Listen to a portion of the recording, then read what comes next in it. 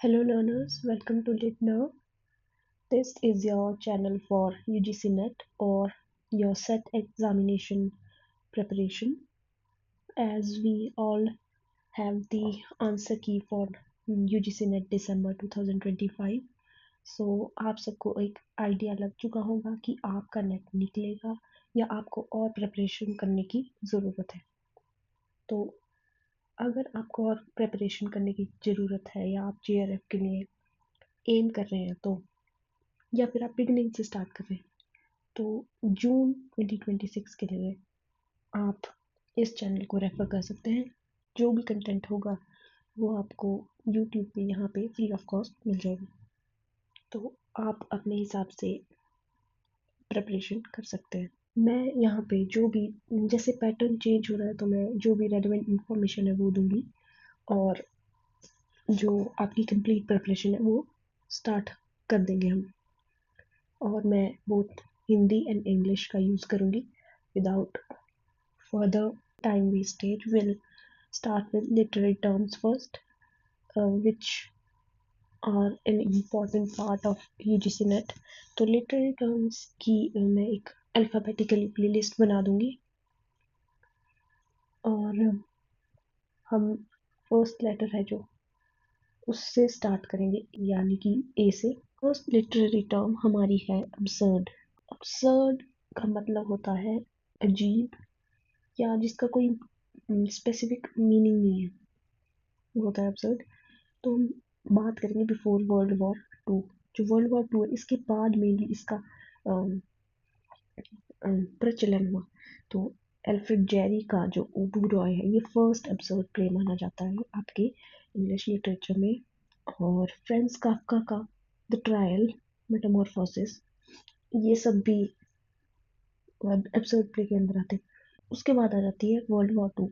World war 2 होने के बाद जीन पॉल सार्ट्र और एल्बर्ट कैमस, ये दो मेन आपके राइटर्स थे जिन्होंने एब्सर्ड थिएटर में, एब्सर्ड लिटरेचर में आपका कंट्रीब्यूशन किया। मिथ ऑफ सिसिफस एक बहुत इंपॉर्टेंट वर्क है एल्बर्ट कैमस का, ये याद रखने के लिए।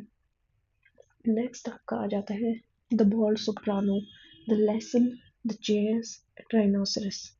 ये एक प्ले है जिसमें सब राइनोसरस होते हैं, इस तरह के प्ले है, मतलब कोई सेंस नहीं है, एब्सर्ड है। यूजीन आयोनेस्को का ये है। और फिर आता है Samuel Beckett, waiting for Godot, जो बहुत ही फेमस वर्क है, आप सबको पता होगा। Endgame, Krapp's last day, Malone dies, the unnamable. ये सारे आपके जो वर्क्स हैं ये आते हैं absurd के अंदर। जीन जेनेट की भी द बैल्कनी, द ब्लैक्स, ये दोनों वर्क्स भी absurd के अंदर आते हैं। आपके पास यहाँ पे भी लिस्ट है बहुत सारे वर्क्स की जो आपको याद रखने हैं। मेन ये पहले किसी नेट पेपर में आया हुआ है, कैश 22 आई थिंक। और रोजनक्रंच एंड गिल्डेनस्टर्न आर डेड, ये भी बहुत इंपॉर्टेंट absurd प्ले है। अगर आपको नहीं पता तो मैं बता देती हूँ, रोजनक्रंच एंड गिल्डेनस्टर्न कौन है। ये दोनों हैमलेट में आपके कैरेक्टर्स हैं, वहाँ से लिए गए हैं। और who's afraid of Virginia Woolf, ये भी इम्पोर्टेंट वर्क है। आप इन वर्क्स का स्क्रीनशॉट ले सकते हैं, ये सारे ही इम्पोर्टेंट वर्क्स हैं।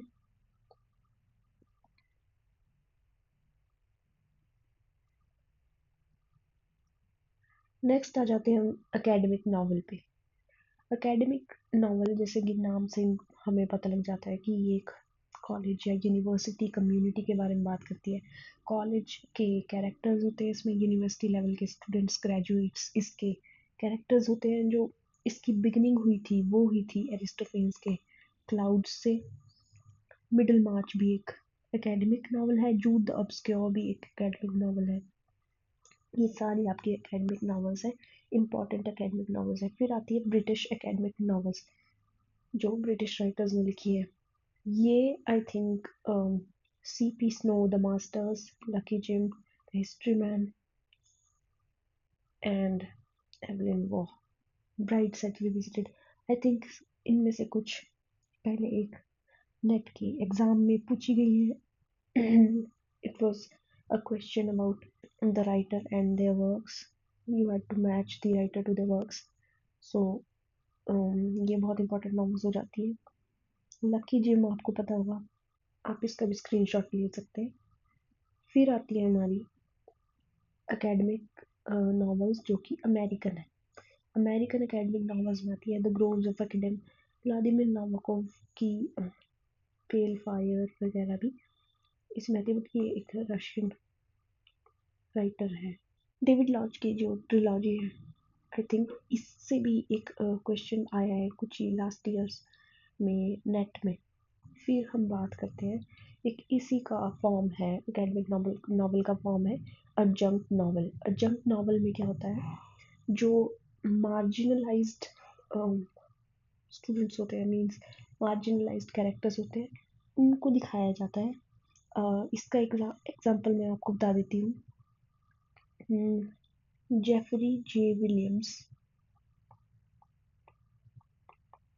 जेफरी जे विलियम्स की एक वो है, नॉवल है अनलकी जिम। अनलकी जिम एक उसका रीमेक बोल सकते हैं।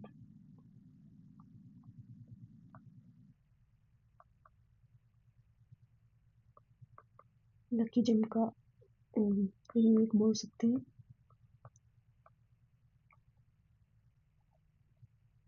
जेफरी जे विलियम्स की ये नॉवल है, इसमें मार्जिनलाइज्ड कैरेक्टर्स हैं। अनलकी जिम, ये नाम इम्पॉर्टेंट है, और ये नाम भी बहुत इम्पोर्टेंट है, जेफरी जे विलियम्स। ये जेफरी जे विलियम्स ने लकी जिम, जो कि किंग्सली आमिस की बहुत फेमस नॉवल है, उसका रीमेक है, जिसमें मार्जिनलाइज्ड कैरेक्टर है। ठीक है, ये हो गया। और ये भी, इसका भी आप स्क्रीनशॉट ले लो, क्योंकि वर्क्स तो आपको ही याद करने पड़ेंगे। और इनमें से I think most of the works chronological order में है, ताकि आपको इजी हो जाए याद करने में। ठीक है, तो आपको याद कैसे करना है कि जो कौन सा राइटर है, किसका वर्क है, और किसका वर्क पहले आया। ज़रूरी नहीं है कि आप डेट भी सभी वर्क्स की याद कर लो, मेन मेन जो वर्क्स हैं आपके, जैसे कि मास्टर्स हो गया, लकी जिम हो गया, इन तरह की ये भी इंपॉर्टेंट वर्क्स हैं, इनकी भी डेट्स आप याद कर सकते हैं। ठीक है, और क्रोनो जो ट्रिलॉजी वगैरह है, उनकी आपको डेट्स याद करने की ज़रूरत नहीं है, बस आप एक क्रोनोलॉजिकल ऑर्डर याद कर लो कि क्या हुआ, कौन सी नॉवल पहले आई थी, कौन सी बाद में आई। ठीक है, जो एवलिन वॉग है, उसमें उसका जो वर्क है ब्राइट साइड रिविजिटेड, इसको हम एक वार्सिटी नॉवल भी बोलते हैं। वार्सिटी नॉवल क्यों बोलते हैं, क्योंकि अ, ये जनरली सेट होती है ऑक्सफोर्ड या कैम्ब्रिज में, इसलिए हम इसको वार्सिटी नॉवल बोलते हैं। That's it for academic novel. Next हम आ जाते हैं एस्थेटिसिज्म पे। एस्थेटिसिज्म क्या होता है, एस्थेटिक क्या होता है? एस्थेटिक होता है आपका सेंसरी प्लेजर, जो भी चीज़ आपके सेंसरी प्लेजर के लिए बनी है, वो आपकी एस्थेटिसिज्म के अंदर आती है। बोल सकते हैं, जैसे नारा देते हैं ना, वो था एक आर्ट फॉर आर्ट सेक, एक मूवमेंट थी, चली थी, उसके अंडर एस्थेटिसिज्म पे बहुत फोकस किया गया, और इसको अम, एक इम्पेटस मिला।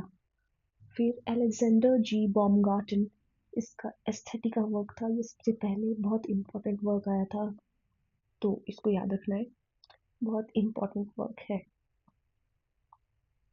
आपको इसको कैसे याद करना है कि एस्थेटिका जो 1750 में वर्क आया था, वो किसका था? वो था अलेक्जेंडर जी बॉमगार्टन का। उसके बाद धीरे धीरे डेवलपमेंट होती गई, और टेरी ईगल्टन ने वर्क किया the ideology of the aesthetic 1990 में। जॉर्ज लिवाइन का एस्थेटिक्स एंड आइडियोलॉजी 1994 में आया था। फिर पॉल डेमान का बहुत बड़ा कंट्रीब्यूशन था एस्थेटिक आइडियोलॉजी में।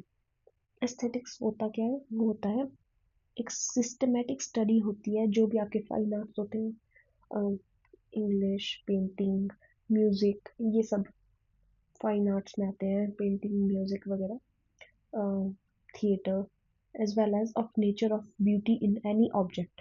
कोई भी ऑब्जेक्ट हो, उसकी अगर हम सिस्टमेटिक स्टडी करते हैं, नेचुरल या आर्टिफिशियल कोई भी ऑब्जेक्ट सिस्टमेटिक स्टडी करते हैं, उसको हम एस्थेटिक्स बोलते हैं। इमैनुअल कांट का क्रिटिक ऑफ जजमेंट आया था, उसमें इसने इसकी बात की थी कि जो राइटर का वर्क है वो work should be a pure aesthetic experience, जो कि सिर्फ और सिर्फ आपकी एस्थेटिक्स के लिए, सेंसरी प्लेजर के लिए होना चाहिए। बाकी हमें उस उससे ना कोई रिलेशन होना चाहिए। That means art for art sake, ताकि हम सिर्फ आर्ट को आर्ट के लिए इंजॉय करें। तो आप इन वर्क्स को याद कर सकते हो in chronological order along with this one. और ये दो भी वर्क्स हैं, उतने इम्पोर्टेंट नहीं है, बट आप एक बार याद कर लो तो आपको मे भी याद आ जाए। फ्रैंक कमोड का एक बोल सकते हैं हम कि इम्पोर्टेंट है।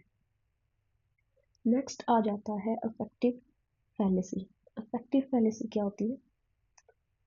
जब हम किसी भी एक टेक्स्ट के को पढ़ के जो हमारे अंदर इमोशंस प्रोड्यूस होते हैं, टेक्स्ट को हमने पढ़ा, हमारे अंदर इमोशंस प्रोड्यूस हुए, और जो वो इमोशंस है उनका रीडर पे क्या इफेक्ट होता है, वो खुश होता है, सैड होता है, या कथारसिस होता है उसके अंदर, वो सब अफेक्टिव फैलेसी के अंदर आता है। जब हम जो हम इमोशंस फील कर रहे हैं, हमारा उस पर इफेक्ट पड़ा, फिर हम उसको टेक्स्ट को जज करेंगे कि नहीं उसके साथ बुरा हुआ, या किसी भी हीरो के साथ बुरा हुआ, तो वो होता है अफेक्टिव फैलेसी के अंदर। फैलेसी मीन्स एरर,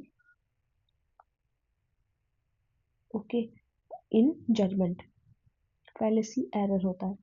ये वर्ड को कॉइन करने वाले जो लोग थे, कॉइंड बाय विमसेट, W.K. विमसेट एंड मॉन्रो सी बियर्डसली, बहुत इंपॉर्टेंट नाम है, बहुत इंपॉर्टेंट नाम है ये दोनों।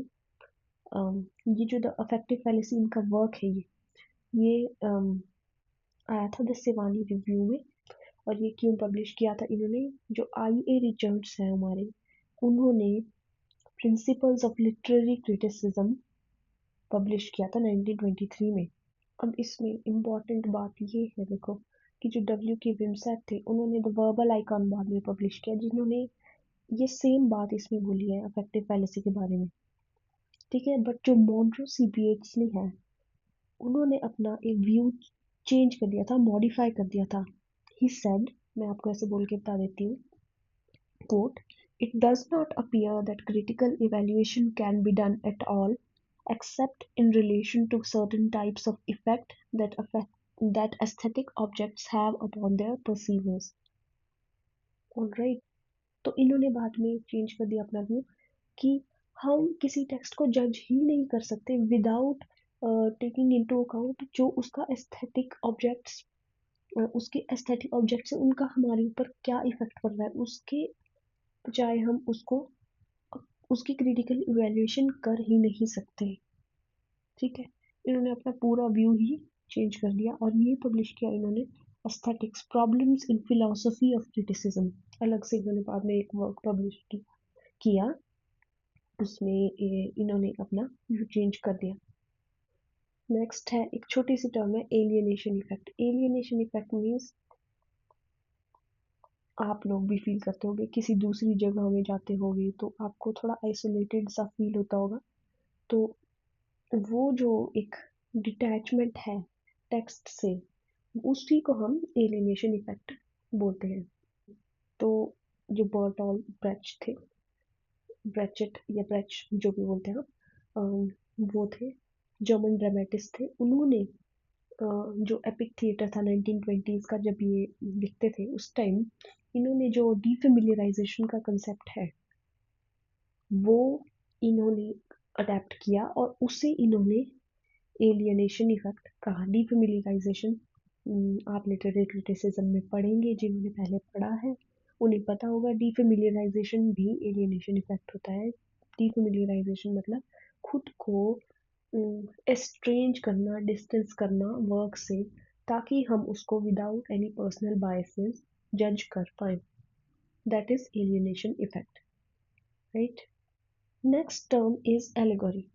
एलेगोरी क्या होती है? A narrative in prose and और verse in which the agents and actions, sometimes setting as well, which is invented by author to make well-lit sense or literal primary level of signification at the same time communicate a second correlated order of signification. अगर आपको इससे समझ नहीं आया तो allegory एक story होती है जो हम किसी एक टेक्स्ट में यूज करते हैं, और एक नैरेटिव होता है जिसको हम कुछ भी मॉरल या कोई भी एक मीनिंग बताने के लिए, कोई एक आइडिया है उसको बताने के लिए यूज करते हैं। ठीक है, कुछ सिग्निफाई करने के लिए कोई भी मॉरल स्टोरी हो सकती है, कुछ भी। Allegory means a story basically. तो इसकी टाइप्स जब आप पढ़ोगे तो आपको समझ आ जाएगा अच्छे से कि एलेगोरी होती क्या है। सो टाइप्स ऑफ एलेगोरी, पहली एलेगोरी है हिस्टोरिकल पॉलिटिकल एलेगोरी। उसका एग्जाम्पल है एब्सलम एंड एचिटोफेल। ये हिस्टोरिकल एलेगोरी है, और द फेरी क्वीन एक पॉलिटिकल एलेगोरी है, जो आप मुझे कमेंट्स में बताएंगे कि कौन सी क्वीन के लिए, कौन सी क्वीन पे बेस्ड है। ठीक है, एडमंड स्पेंसर की बहुत ही फेमस। ये द फेरी क्वीन से अभी इस दिसंबर 2025 में क्वेश्चन आया हुआ है, बट आई थिंक वो क्वेश्चन चैलेंज होना चाहिए। बाकी एक क्वेश्चन आया हुआ है। Next is allegory of ideas. Characters represent concepts and plot allegorizes an abstract doctrine or thesis. Allegory of ideas क्या होता है? कोई भी आइडिया जो कोई स्टोरी represent करती है उसको हम बोलते हैं। ठीक है, जिसमें जो कैरेक्टर्स होते हैं वो कंसेप्ट्स को पर्सोनिफिकेशन होती है कंसेप्ट्स की। उसके बाद सस्टेन्ड एलेगोरी, सस्टेन्ड एलेगोरी नाम से पता चलता है जो through out the work sustained हो, जिसका एग्जाम्पल है जॉन बनियंस द पिलग्रिम्स प्रोग्रेस 1678। ये भी सस्टेन्ड एलेगोरी है, और आपकी जो एप्सिलॉन एंड एचिटोफेल है वो भी एक सस्टेन्ड एलेगोरी है। नेक्स्ट एपिसोडिक एलेगोरी, जो कि एपिसोड्स में आए, ये भी नाम से पता चलता है, जैसे कि पैराडाइज लॉस्ट बुक 2। इसमें जो आपका सेटन का एनकाउंटर होता है उसकी डॉटर सिन से एंड डेथ से, डेथ जो कि was the son born of their incestuous relationship। तो उससे जो एनकाउंटर होता है वहां पे ये एपिसोडिक एलेगोरी यूज होती है, बुक 2 में यूज होती है। Next is fable. फेबल भी एक टाइप ऑफ एलेगोरी है, इसको एपिलॉग भी बोलते हैं। तो शॉर्ट नैरेटिव इन प्रोज और verse exemplifies an abstract moral thesis or principle of human behavior। अब मैं आपको एग्जांपल दूंगी तो आपको समझ आ जाएगा। तो जो फेबल है उसमें टाइप्स है बीस्ट फेबल। देखो, बीस्ट फेबल होती है जिसमें एनिमल्स को ह्यूमन के कैरेक्टरिस्टिक्स दिए जाते हैं, और वो एनिमल्स ह्यूमंस की तरह परफॉर्म करते हैं, ह्यूमंस की तरह बिहेव करते हैं। जैसे कि आपने चौसर की कैंटरबरी टेल्स अगर पढ़ी होगी तो द नन्स प्रीस्ट्स टेल, उसमें जो कैरेक्टर्स हैं वो सारे एनिमल्स हैं। ठीक है, एनिमल फार्म है, उसमें तो आपके पिग्स हैं। पैरेबल आपकी, हाँ वो भी आपका नैरेटिव होता है, but it is very short, जो कि एक जनरल थीसिस या लेसन के पैरेलल चलता है। एग्जाम्पलम क्या होता है? एग्जाम्पलम होता है कि it is a story which is told as a particular instance of the general theme, जो कि एक रिलीजियस सर्मन में यूज होता है। एक एविडेंस की तरह इसको यूज किया जाता है टू प्रूव अ पॉइंट या कोई भी लेसन टीच करने के लिए, मेनली इन रिलीजियस सर्मन्स। इसका एग्जांपल है the pardoner's tale from Chaucer's Canterbury tales. Proverbs आपको पता होंगे, short period statements which are widely accepted truths. Next आपकी जो टर्म आ जाती है वो है एलिटरेशन। एलिटरेशन क्या होती है? Alliteration is a repetition of a speech sound. इस वर्ड पे आप फोकस करें, स्पीच की sound in a sequence of near by words. Alliteration का एग्जाम्पल है ये in a summer season when soft was the sun. ये बहुत ही पुराना एक कोट जो लिया मैंने, बहुत ही पुराने वर्क से लिया है, जो आप बताएंगे कि किस वर्क की ओपनिंग लाइंस हैं। कमेंट्स में प्लीज बताइए कि किस वर्क की ओपनिंग लाइंस है। Of which work? बहुत ही फेमस वर्क है। एक हिंट दे दूँ मैं आपको कि ये चौसर के टाइम का वर्क है, जो कि आप इन वर्ड्स से भी आप समझ सकते हैं। तो एलिट्रेशन की मैं बात करूँ तो इसमें है आपका summer season when soft was the sun. वैसे इसको ऐसे प्रोनाउंस नहीं करते, इसको समर ही प्रोनाउंस करते हैं, season when soft was the sun. तो इसमें एलिट्रेशन क्या है, जैसे कि आप देख सकते हैं स की साउंड नियर बाय वर्ड्स में होनी चाहिए, बहुत दूर दूर नहीं होनी चाहिए, उसे हम एलिट्रेशन बोलते हैं। एलिट्रेशन का ही एक इम्पॉर्टेंट पार्ट है सिज्यूरा। सिज्यूरा होता है एक डिसाइसिव पॉज। डिसाइसिव मीन्स हम उसको इंटेंशनली एक वो पॉज देते हैं बीच में, जो आपकी पूरी लाइन है, जैसे ये पूरी लाइन है आपकी, इसमें फर्स्ट हाफ लाइन है जो, और जो आपकी सेकंड हाफ लाइन है, तो उसमें एक डिसाइसिव पॉज होता है, उसको हम सिजुरा बोलते हैं। यहाँ पे भी दो स्ट्रॉन्ग स्ट्रेसेस और दो स्ट्रॉन्ग स्ट्रेसेस यहाँ पे। फिर आता है consonance. Consonance is a type of alliteration जिसमें रेपिटेशन होती है of a sequence of two or more consonants, but इसमें जो इंटरवीनिंग वाउल होता है उसमें चेंज होता है। अब मैं आपको एग्जांपल बताऊं, जैसे हियर, हियर टू हॉरर, ये आपका कॉन्सोनेंस का एग्जांपल है, जिसमें ह की तो एलिट्रेशन हो रही है, बट जो आपके उसके साथ वाउल लगा है, ठीक है, उसकी साउंड चेंज हो रही है। इसमें ही है, इसमें ह है, तो हियर और हॉरर, ये किसका एग्जांपल है, कॉन्सोनेंस का। एंड राइडर टू रीडर, राई और री, इसमें साउंड है राई की, इसमें है री की। तो रो की तो एलिट्रेशन हो रही है, बट आपके साथ में यहाँ जो वाउल लगा है वो है आई और ई, तो इनमें वाउल का चेंज होता है नेक्स्ट वर्ड में। ऑलराइट, ये आपको शायद समझ आ गया होगा बहुत इजीली। Next is assonance.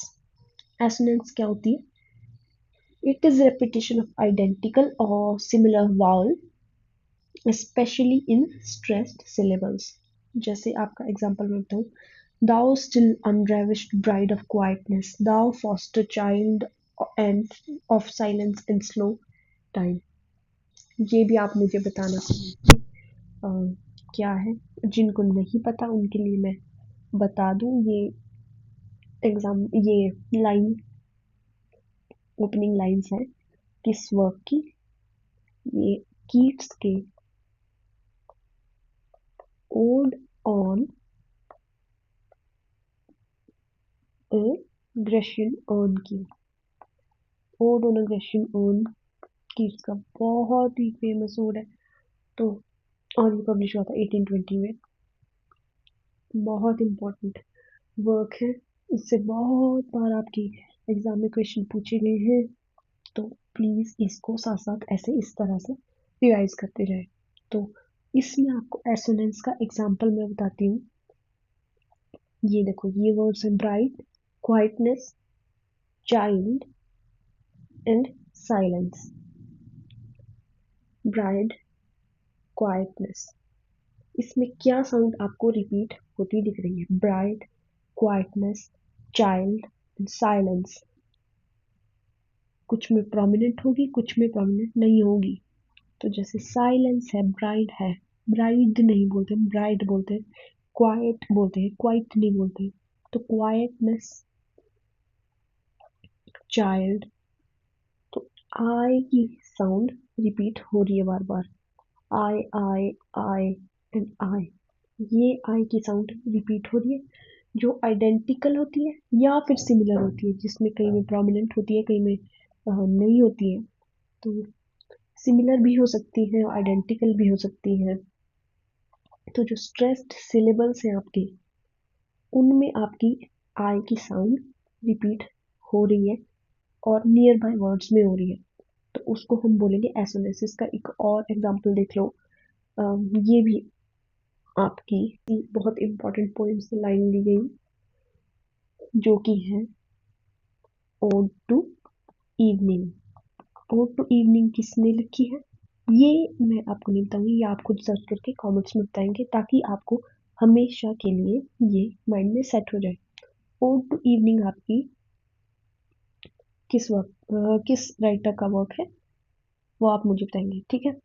अब मैं आपको इसमें एसोनेंस का एग्जांपल दे देती हूँ। इफ ऑट टू ऑटम,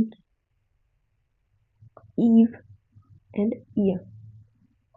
ये आपको समझ आ गया होगा आई थिंक, कि कौन सी साउंड इनमें रिपीट हो रही है, कौन सी साउंड इनमें रिपीट हो रही है। ईव एंड ईयर, ई की साउंड रिपीट हो रही है, तो एसोनेंस आई थिंक आपको समझ आ गया होगा। नेक्स्ट आता है आपका अल्यूजन। अल्यूजन क्या होता है, अल्यूजन होता है एक पासिंग रेफरेंस। मीन्स एक छोटी सी रेफरेंस दी गई होती है किसी भी लिटरेरी या हिस्टोरिकल पर्सन को, या प्लेस को, या इवेंट को, या फिर किसी भी अदर लिटरेरी वर्क को, ठीक है। थॉमस नैश का एक फेमस वर्क है little in time of plague. Elizabethan writer Thomas Nashe, इन्होंने अपने वर्क में ये लाइन्स लिखी है। Brightness falls from the air, queens have died young and fair, dust, यहाँ पे हैथ होगा, इसको चेंज कर देती हूँ, dust hath closed Helen's eye. तो इसमें रेफरेंस किसको मिल रही है, हेलेन को। हेलेन आपको पता है was the reason for fall of Troy। T S. Eliot की जो वेस्टलैंड है, इतनी इंपॉर्टेंट पोइम है। अम, ये पब्लिश हुई है 1922 में। ये जो कोट है, the chair she sat in like a burnished throne glowed on the marble, ये लिए आपकी शेक्सपियर की क्लियोपात्रा से। शेक्सपियर की एंथनी एंड क्लियोपात्रा थी ना, अम, एक वर्क था, उसमें शेक्सपियर की एक लाइन थी, the barge she sat in like a burnished throne burned on the water. तो ये जो बर्निश थ्रोन है, ये शेक्सपियर की एंथनी एंड क्लियोपात्रा से लिया गया है, ठीक है। अल्यूजन जो है वो रिलेटेड है इंटरटेक्चुअलिटी के कंसेप्ट से। इंटरटेक्चुअलिटी जब हम किसी लिटरेरी वर्क या पैसेज को दूसरे वर्क में रेफरेंस करें, या हम उसको कोट करें दूसरे वर्क में। Next is ambiguity. एम्बिग्विटी आपका वर्ड का मीनिंग होता है कि कुछ भी अनसर्टेन होना, state of confusion, uncertainty, dilemma, dilemma, whatever you से। तो वो होता है एम्बिग्विटी। एम्बिग्विटी होता है कंफ्यूजन या अनसर्टेनिटी किसी भी चीज को लेके। तो ये तो हो गया इसका डिनोटेटिव मीनिंग। अब इसका एक इम्पॉर्टेंट यूज हुआ है विलियम एम्सन के वर्क में, सेवन टाइप्स ऑफ एम्बिग्विटी। बहुत ही इम्पोर्टेंट वर्क है, 1930 में पब्लिश हुआ है, इसको याद रखना जरूरी है। पोर्टमैंटो आपका एक इम्पॉर्टेंट टर्म आ जाता है एम्बिग्विटी के अंदर ही, इसको डिस्कस कर लेते हैं। पोर्टमैंटो होता है जब हम दो मीनिंग्स को एक ही वर्ड के अंदर पैक कर देते हैं, जैसे कि डिफरेंस। ये भी एक बहुत इंपॉर्टेंट कंसेप्ट है, बहुत इंपॉर्टेंट वर्क है, आइडिया है, जो वर्ड है कॉइन किया है, किसने किया है, वो आप कमेंट्स में प्लीज बताएं, ताकि आपके साथ साथ दूसरी रिवीजन होती रहे। Differ plus defer. Differ means कुछ भी अलग होना, डेफर मीन्स उसको आगे से आगे बढ़ाते जाना। और जो नए हैं उनके लिए मैं बता दूं कि डिफरेंस आपका वर्ड किसने कॉइन किया है, वो कॉइन किया है आपके याक्स डेरिडा ने।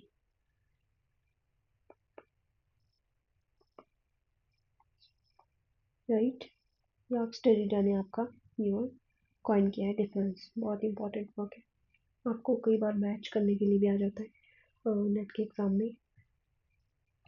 कि ये टर्म किसकी है, तो आप उसको हमेशा डेरिडा से मैच करेंगे। अब आपका एक और एग्जांपल मैं बताती हूँ एम्बिग्विटी क्या होती है किसी वर्क में। ये एम्सन ने आपकी वर्क में डिस्कस किया है कि जो पोर्टमैन जो वर्ड्स होते हैं वो आपके दो मीनिंग्स को एक वर्ड में पैक कर देते हैं। फिर एक फिनिगन्स वेक से उसने एग्जांपल दिया एक इन वर्ड्स का, एक है यंग, दूसरा है फ्रॉडेंट। तो ये किन किन वर्ड से मिला है, देखो बना है, ये बना है फ्रॉइड से, Freud, Sigmund Freud and frightened से। ठीक है, ये आपका वर्ड बना है। यंग बना है यंग प्लस कार्ल यंग से। ठीक है, जो कि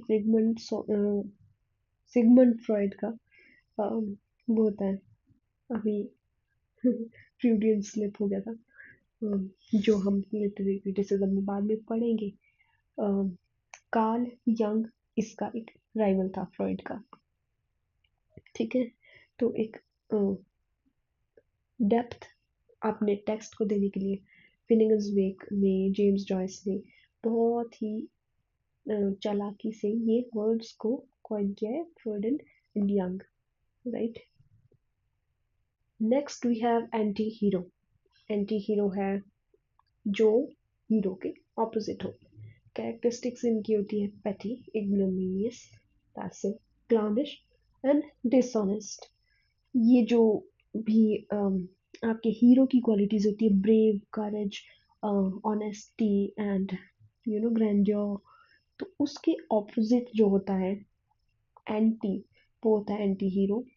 इसमें एग्जांपल्स आपको आ सकते हैं, मे बी एग्जांपल्स आ सकते हैं जैसे कि आपके वर्क्स हो गए द ग्रेट गैट्सबी, उसमें आपका जो जे गैट्सबी है वो इसका एंटी हीरो है।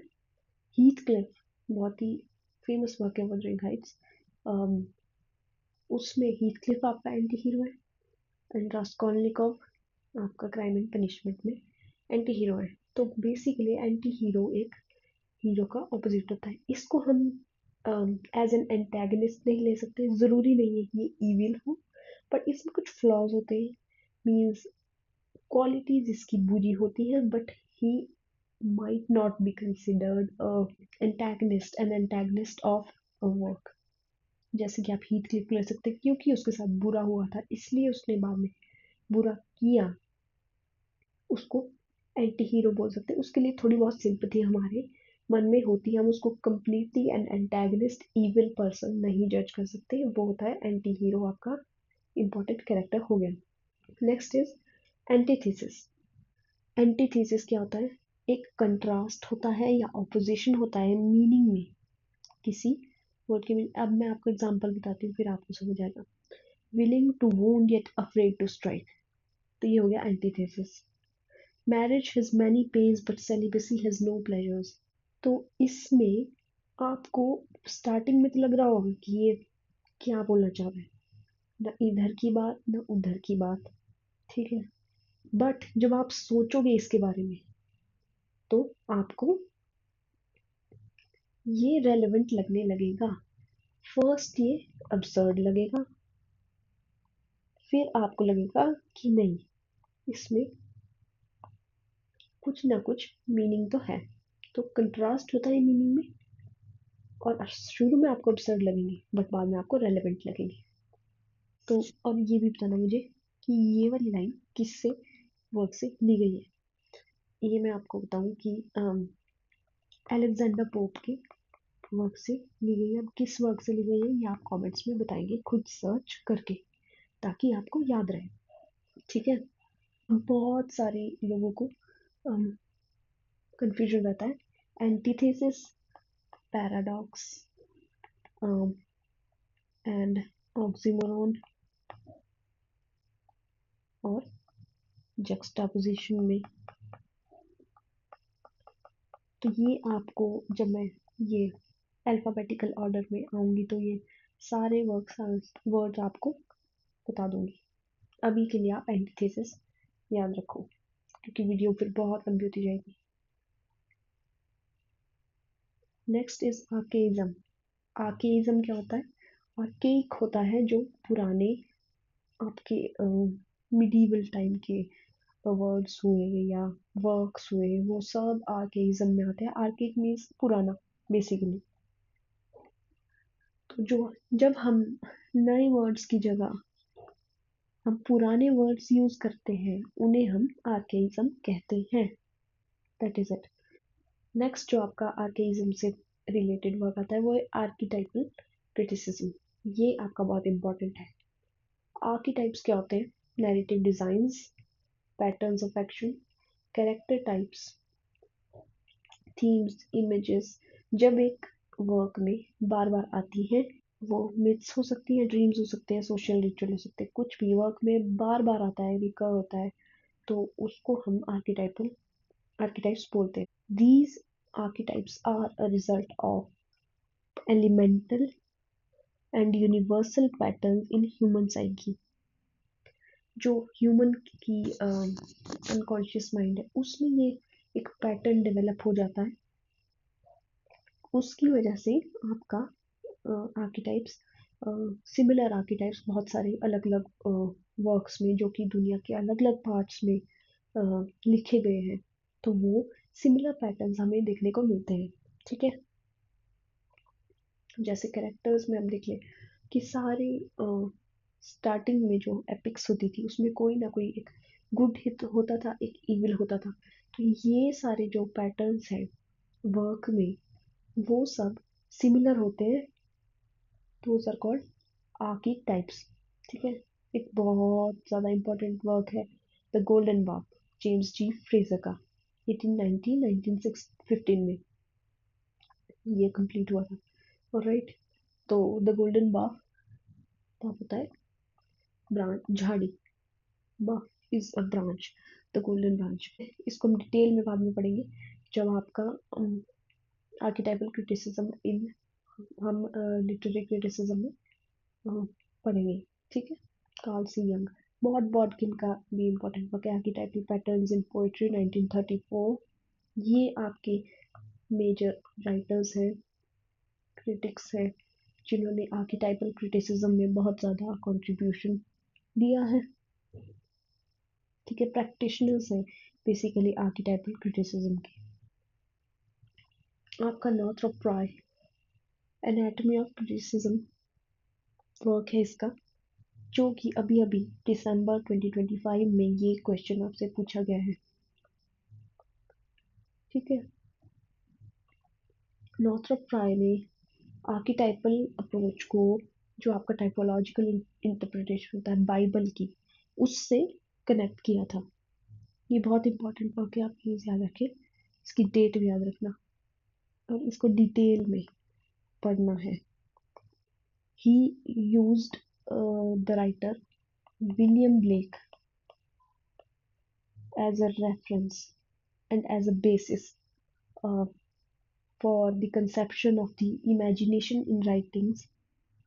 राइट, विलियम ब्लेक की राइटिंग्स देखेंगे आप, उसमें इमेजिनेशन का बहुत यूज होता है। तो इस राइटर को इसने इसमें डिस्कस किया है।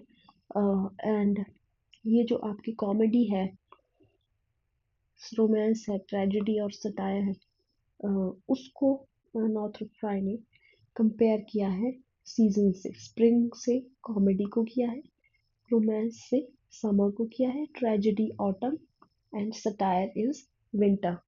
ये इम्पोर्टेंट है जो अभी आया है, अभी दोबारा रिपीट तो नहीं होगा, बट फर्दर इंफॉर्मेशन के लिए इम्पोर्टेंट है। और एक एनिस प्रैट का archetypal patterns in women's fiction 1981, ये इन विमेन्स फिक्शन इम्पोर्टेंट वर्क है। आर्किटाइपल क्रिटिसिज्म की जब हम विमेन के फिक्शन में बात करते हैं, तो ये एनिस प्रैट का वर्क इम्पोर्टेंट है। एक और वर्क है जी विल्सन नाइट का, मैं बता देती हूँ, the starlit dome. The starlit dome आपका जी विल्सन नाइट का इम्पोर्टेंट वर्क है, 1941 में पब्लिश हुआ है। इसके साथ ही आपकी लिटरेरी टर्म्स जो मेजर मेजर थी वो ख़त्म हो जाती है, जो कि इम्पोर्टेंट है from exam point of view.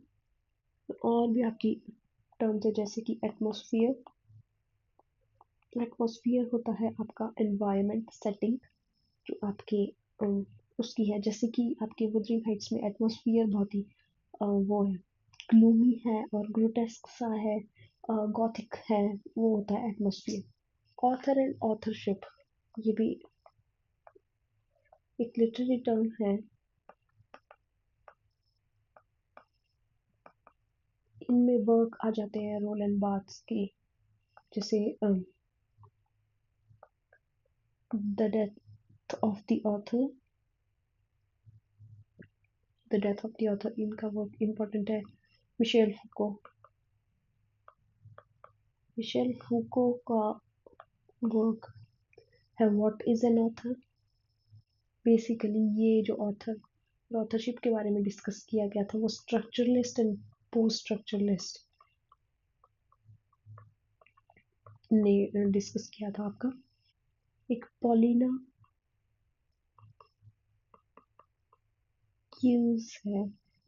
Paulina क्यूज, आई डोंट नो इसको प्रोनाउंस कैसे करेंगे नेम को, बट पॉलिना क्यूज है, आपकी राइटर है। उन्होंने ऑथरशिप एंड अप्रोप्रिएशन,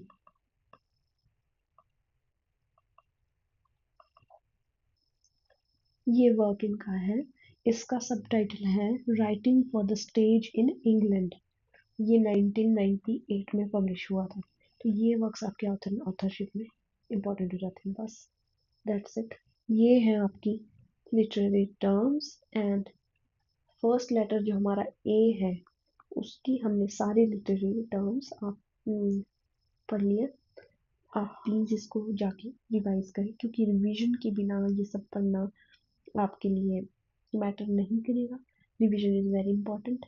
कोई भी नई डिटेल ऐड होगी या नई कुछ इंफॉर्मेशन होगी वो मैं शॉर्ट्स में आपको डिस्कस कर लूँगी। ऑलराइट, तो ये आपका लिटरेरी टर्म का फर्स्ट लेटर ख़त्म होता है। Thank you for watching. अगर आपको ये वीडियो पसंद आई तो please like share and subscribe and next video बहुत ही जल्द मैं पोस्ट कर दूँगी from letter B. Till then, bye bye, take care, and keep working hard to achieve your net goal. Thank you.